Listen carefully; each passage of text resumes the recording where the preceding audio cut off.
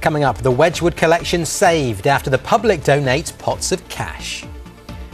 Packed lunch police. The school confiscating treats in a bid to battle the bulge.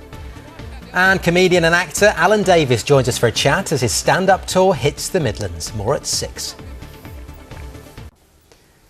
Coming up, the families worried their children may have been abused by a paedophile doctor. More coming up next.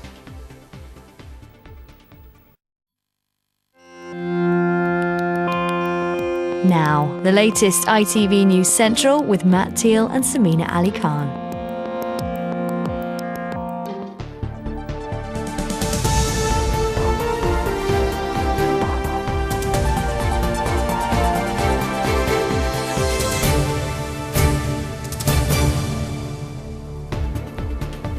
Welcome to Friday's programme. Tonight's top stories. Staying in Staffordshire, the Wedgwood collection is saved after more than £15 million is donated. It is a major achievement that this collection will stay here in Staffordshire for everybody to see and enjoy in the future. The families worried their children may have been abused by a paedophile doctor. The packed lunch police, the school on the lookout for junk food. And I will be chatting to Matt and Sam about my forthcoming my forthcoming stand-up tour, which hits the West Midlands soon, and the East Midlands. All the Midlands.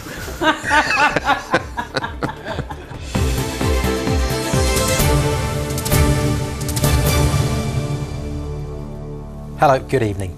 Staff at Birmingham Children's Hospital say they've had more than 50 calls from concerned families about a former cancer doctor who's admitted sexually abusing boys at another hospital.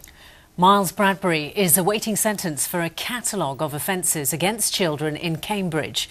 He spent 4 years working in Birmingham, where he treated dozens of young patients. Our correspondent Peter Bean reports. Miles Bradbury appeared in court last month, where he pleaded guilty to a string of sex offences against children, the youngest just 8 years old. Bradbury is a specialist in blood cancer. His victims were young patients in his care at Addenbrooke's Hospital in Cambridge. He's admitted 25 offences against 18 boys and making thousands of indecent images.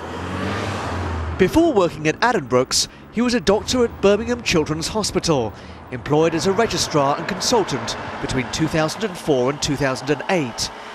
Today, the hospital said they became aware of the allegations against Bradbury in July and immediately wrote to the families of all 250 children he treated. A spokeswoman said they initially had 44 calls in response and a further 7 after Bradbury's court appearance. But she added there were no concerns raised at the time that Bradbury was working in Birmingham. Anyone who does have worries should contact the hospital's patient advice and liaison service. Meanwhile, West Midlands Police say they have taken calls from concerned parents, but at this time no criminal offences have been disclosed. Miles Bradbury is currently on bail. He's been warned to expect a substantial prison sentence. Peter Bean, ITV News. The Wedgwood Museum collection in Staffordshire has been saved after reaching its target of nearly £16 million. The collection, which includes more than 80,000 works of art, was in danger of being auctioned off to pay back debts. Public donations helped raise the almost £3 million still needed in under a month. Mark Goff reports. It's a decision which no doubt would have delighted the great man himself, Josiah Wedgwood. This remarkable collection of pieces made by his factories as long as 250 years ago was going to be sold off to pay off a pension fund debt. The fear? It would go abroad or be split up. But the Art Fund, a charity, stepped in with £13 million. They needed another £2.74 million to secure it. And that's when the British public answered the call. Individuals donated what they could to make up the shortfall. Of the £2.74 million that was raised, almost a third of it was donated by people here in the Midlands. What has been so exciting is that has been people whose association with the company, with the area, and people who realised that Wedgwood was very much the heart of the potteries, and they've all dug very deeply into their pockets, and it really is very gratifying to think that the collection will stay here in Staffordshire in perpetuity. It's been absolutely sensational. We obviously believed that the Wedgwood Museum collection should be saved. thrilled to bits, think how good it is that for a change we're managing to keep something that is our history rather than it being sold to, abroad or for folk who really have nothing to do with it. Wedgwood shaped the pottery industry around the world, which is why the modern-day Wedgwood craftsmen still show off their work to visitors, and why buyers from around the world had been circling to snap up the collection.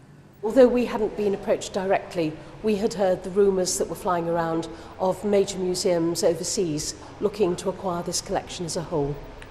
In the last few days, the total was raised in part thanks to £100,000 each from Staffordshire County Council and JCB's charitable arm.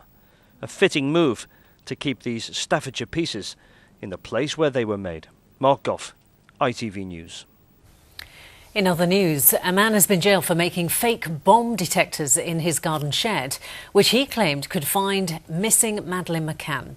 Sam Tree and his wife Joan claimed the devices could track down explosives, drugs and people, and they sold them for up to $2,000. He was jailed for 3.5 years and his wife was given a 2-year suspended sentence. They were found guilty in August of making an article for use in fraud. A driver had his new £16,000 car stolen after he stopped to remove a sign in the middle of the road.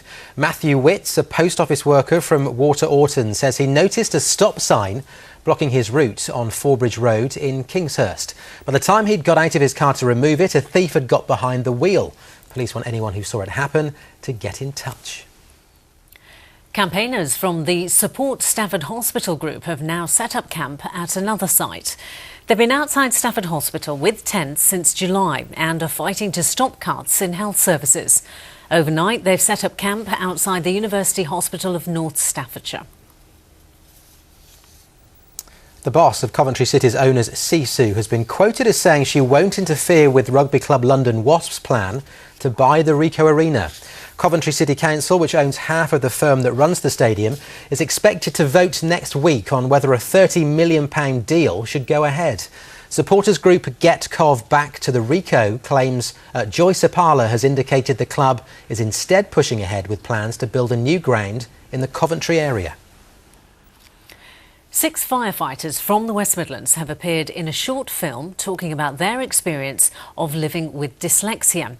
The film has been praised by the Department for Work and Pensions as an example of good practice. Well, the aim of the half-hour video is to raise awareness of the condition in the workplace and encourage others to get help. Callum Watkinson reports.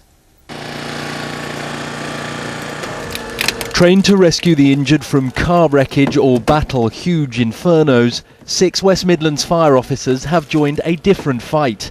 People you will see are all volunteers, people who are dyslexic. They're challenging the stigma of dyslexia, speaking out about their condition in a film they've made themselves. The title is intended to reflect that there is no typical dyslexic person. The officers in the film have all progressed beyond the rank and file to commander and training roles. I actually realised it's not a disability, it's part of me and it's a gift.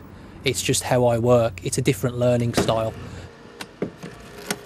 When we learn or when we teach people, make sure it's covered up first. We teach people in a very prescriptive certain way, and it's just about stepping back from that and realising everybody's different. There was a time when I wouldn't stand up in front of people and talk. I wouldn't do the things I'm doing now back then because I'd mix my words up or things would come out wrong. So your confidence is really, really low. I spent a long time being ashamed and hiding, thinking there was something wrong or I was stupid or I was thick. Dented self-confidence, a common problem for those with this condition. And the awareness created by projects like this eases the burden for the significant numbers who have it.